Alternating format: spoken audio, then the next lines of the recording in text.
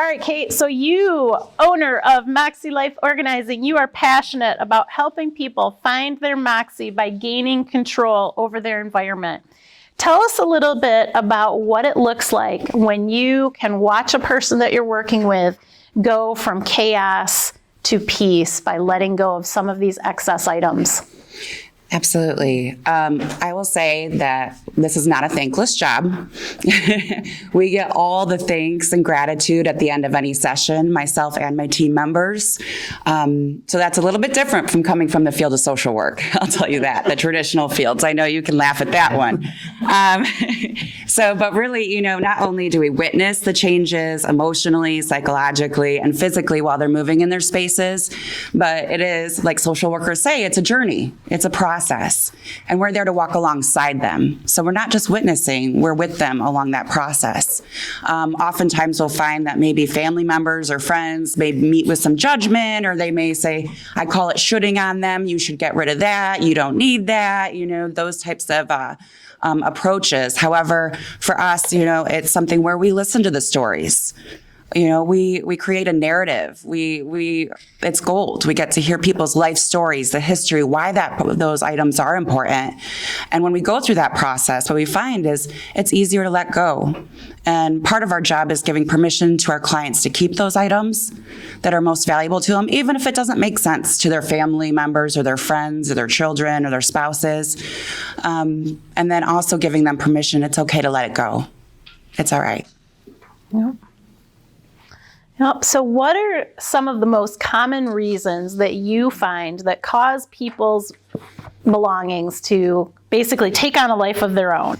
And what really distinguishes, in your mind, kind of that group of us that maybe just need some clarity and a little bit of help getting organized with the other group that really, really struggles to let things go? Well, when people contact us, they're usually at that state of overwhelm. They don't know where to begin. I mean, 99% of the time when I speak with people, that's the first thing. And my mantra is, the hardest part is getting started. And I tell my clients, keep telling yourself the hardest part is getting started. So that's really where we come in, and we break that big project into smaller tasks. I tell my clients, our number one goal is I always want you to feel safe in your home. Secondary and equally as important is I want you to be comfortable. And what does that look like? And we start to cast a vision for that.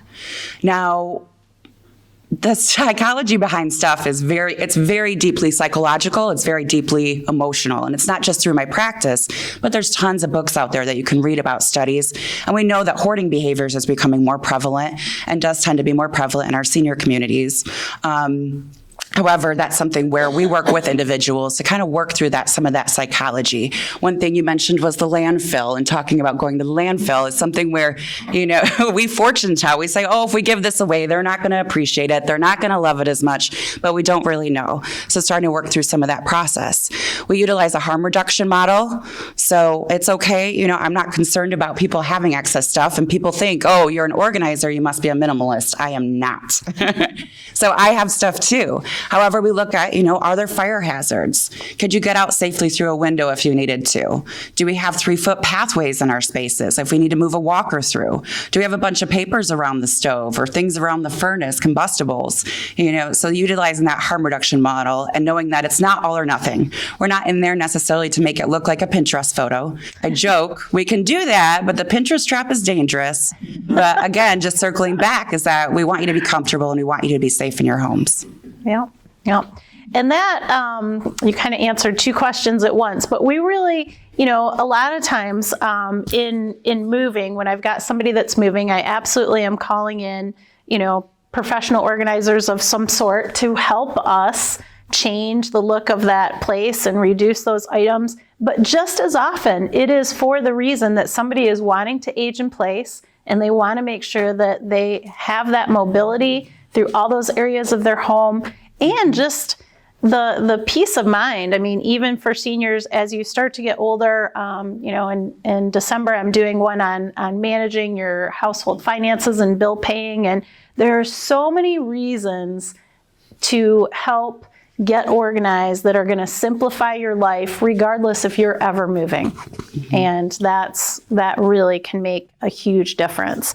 So I often hear from clients that are, when they're starting to downsize their possessions years before, that they're doing it as a gift to their grown children. Mm-hmm. And is this something that you've experienced, and do you have any personal stories that you can share? Absolutely, we do. And I mean, oftentimes we get those calls of concerned family members, or they may purchase a gift certificate for a family member to help them get started. There's actually a great book out there that's a very easy read called Swedish Death Cleaning. I know it sounds very dark, but it's very much so about making some of those decisions. Swedish Death Cleaning. So Swedish death cleaning. Death. Yeah, no, it sounds very dark, but it's actually a very enlightening process where you take a look at, the belongings in your home, and you're creating a system for who they're going to go to, and outlining those items. And so that's often something we do, is we put aside items for families. Are we still laughing at the Swedish death cleaning? I know, I could start my own. Death. Deb, yes. Death, like die. Yes, die. Yes. We were cleaning decks. Yeah. Well, for me, it would be Dutch death cleaning, but Yes. it's just another approach to organizing. It's another mindset. So managing that mindset of what is the purpose that you're doing this. And I do want to bring up that when we work with clients, they get so stuck on the things they think they should get rid of. And we like to use a value system. So start with what's most valuable to you. And this can be tangible or intangible. Maybe your china is valuable to you and you want to keep it even though it's not in use. And that's okay. And then maybe you say, I want to have my grandkids over. COVID hit us a lot of us hard. A lot of us accumulated things. We want to have company over again. What's going to be, that motivating, that why factor for those items? And oftentimes family in the years to come, while aging in place, is creating space for those new memories. Yeah. And I also see the flip side of that. Now, next month, the presentation is going to be I survived my downsize and lived to tell about it. So I'm going to do a little plug in there. But so often, one of the people on my panel is actually going to be a grown daughter who helped her mother, transition into senior living. And the fact is, very often I am working with these grown children who are helping their parents transition. Often at that point, it's the parent is fairly old and is not participating much in that move. And then it is left to that child to go through this lifetime of items that was owned by this person. And I will talk to these people and they're like, I haven't slept in weeks. I haven't seen my family in weeks. It's a chore. So yes. Truly, that idea of doing this while you guys can make the decisions on your own items is really, truly a gift that is going to keep giving. And I'm glad to you your brought children. that up, Laura, because it's a very difficult discussion to have. And we do go into the homes afterwards with the family members.